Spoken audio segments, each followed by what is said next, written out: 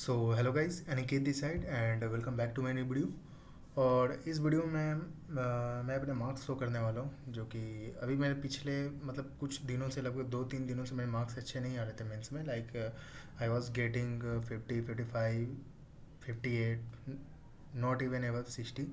मतलब 50 के रेंज में ही मेरे मार्क्स थे। तो मैंने बट ये कल से थोड़ा मेरा मार्क्स मैं बोलूँगा कि सुधरा है, थोड़ा अच्छा हुआ है।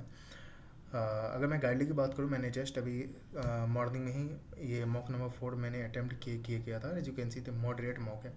So let's see my marks. I got 73.3। मेरे पिछले मार्क्स में मैंने ओली बोर्ड का मैंने अटेम्प्ट किया था। कल भी मेरा 76 आया था ओली बोर्ड में।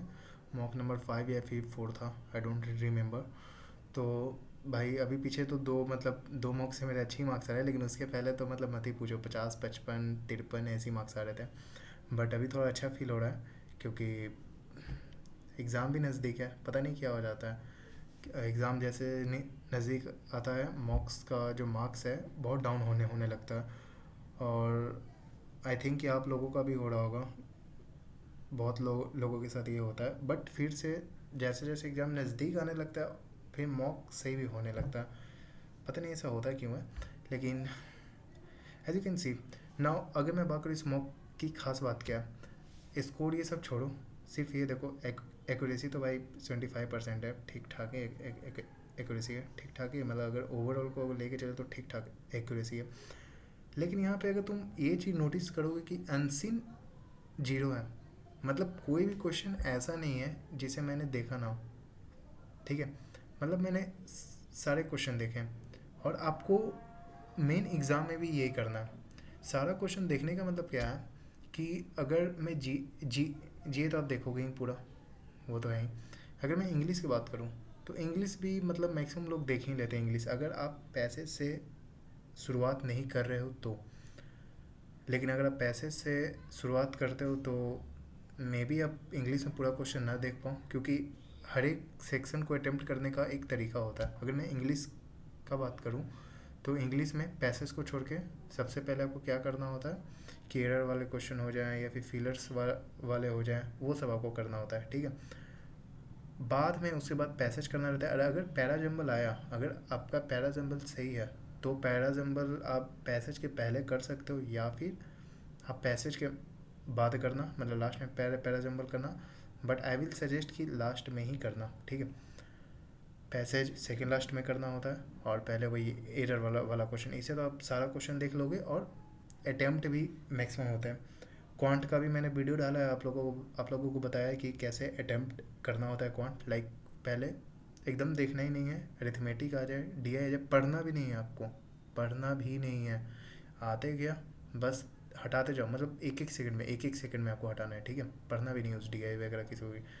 वन लाइनर आएगा, जो रॉन्ग नंबर सीरीज़ होता है, या फिर ये होता है, क्या नाम है, अप्रॉक्सीमेशन के क्वेश्चंस होते हैं, आपको सबसे पहले वो करना है। ठीक है, और उसके बाद आपको एलजेब्रा करना है। जो रूट्स वाले क्वेश्चन होते हैं वो काफ़ी इजी होते हैं, और मॉक में आपको थोड़ा टफ टफ मिल रहा होगा, बट मैंने प्रीवियस ईयर का मैंने क्वेश्चन देखा है, उतना टफ होता है नहीं, मतलब आसानी होता है। ठीक है, और फिर उसके बाद आप क्वांट में क्या करते हो कि पहले फिर उसके बाद डीआई करो, और तब उसके बाद अरिथमेटिक करो। ठीक है, डीआई उसे पिक करना है जहाँ पे मतलब क्या बोलते हैं, मतलब सीधा सीधी, मतलब वो जो वैल्यू आसानी से निकल रहा हो कि ज़्यादा वेरिएबल्स ना हो, आपको समझ में भी आ रहा हो, तो उसी डी आई को पिक करना है। ऐसा नहीं कि भाई कोई भी डी आई उठा लो और बाद में पता चले कि भाई होगा ही नहीं।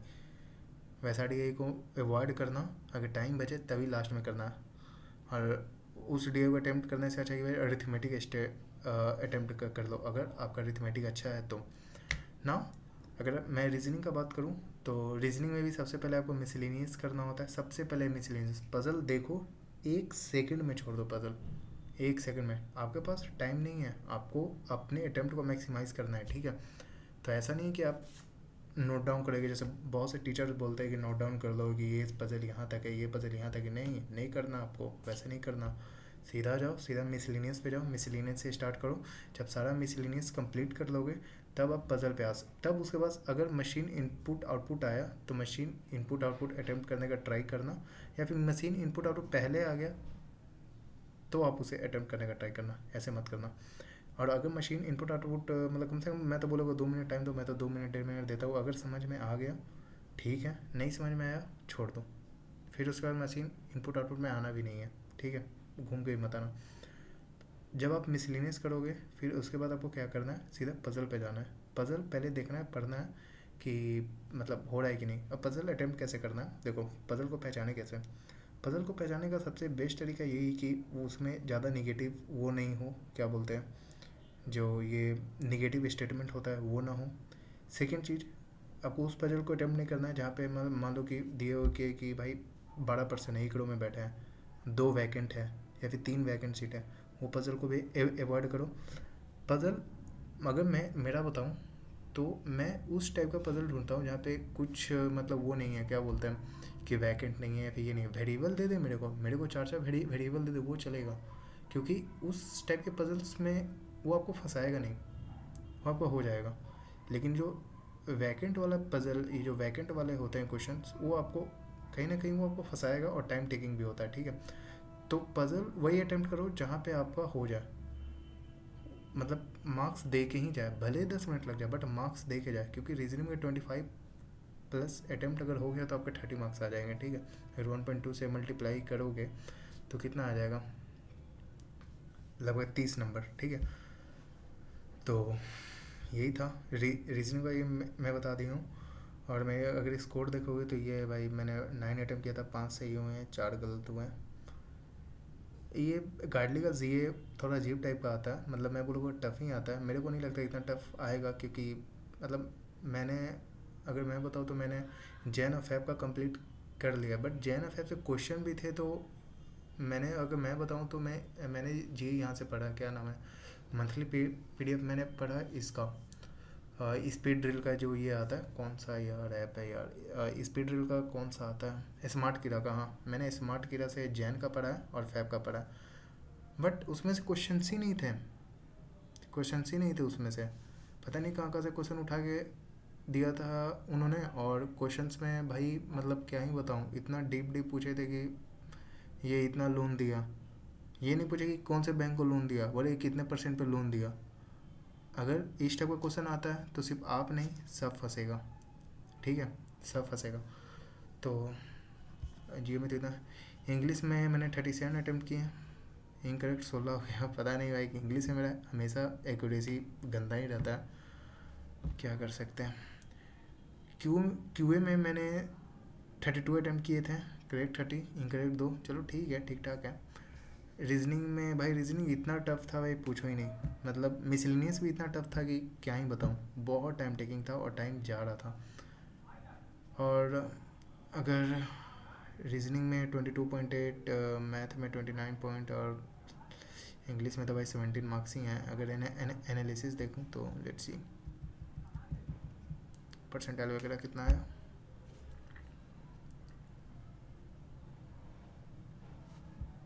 ये रैंक है 83.31 परसेंटाइल है। दिस, अगर आप 80+ परसेंटाइल लेके आ रहे हो तो मेरी नज़र में तो भाई डिसेंट है, ख़राब नहीं है, डिसेंट है। और अगर 90 लेके आ रहे हो तो भाई बहुत अच्छा है। इसमें तो परसेंटाइल 30-80 परसेंटाइल बना है, इंग्लिश में मात्र 65 ही परसेंटाइल बना। बट रीजनिंग में 96.5 परसेंटाइल, जो कि अच्छा है। और क्यूए में भी 95.6 परसेंटाइल। ये इतना कम क्यों बना, आई डोंट नो भाई। अच्छे मतलब 29.5 है, परसेंटाइल थोड़ा ज़्यादा आना चाहिए था। अगर मैं आपको आप लोगों को सोल्यूशन दिखाऊँ तो जीए का नहीं देखते, इंग्लिश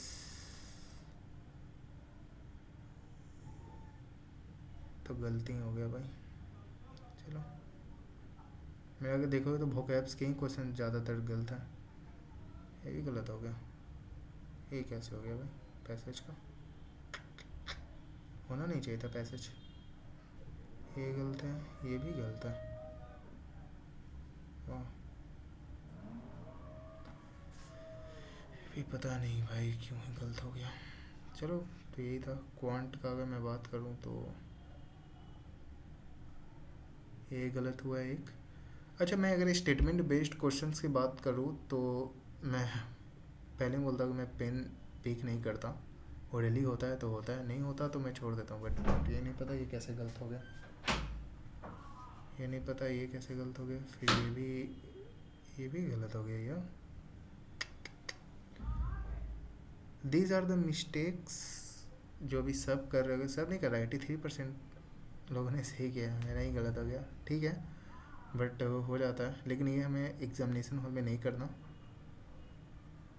और रीजनिंग की बात करूँ तो मैंने अटैम्प्ट नहीं किया था। अभी मैं ये सारे सेट्स जो मेरा छूटा है वो मैं फिर से सॉल्व करूँगा, ये जो सारे सेट्स हैं। और गाइस सॉल्व करना, अगर आप मॉक देते हो, फिर मॉक देने के बाद जितने भी सेट्स आपसे छूटे हुए हैं, रीजनिंग का खास करके क्वांट्स के क्वेश्चन छूटे हुए हैं, वो फिर से सॉल्व करना।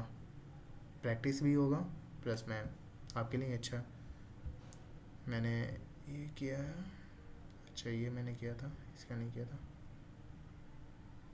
ये कैसे गलत हो गया भाई? ऑल ऑफ द अबव मारना था ना, तीनों गलत हो गया।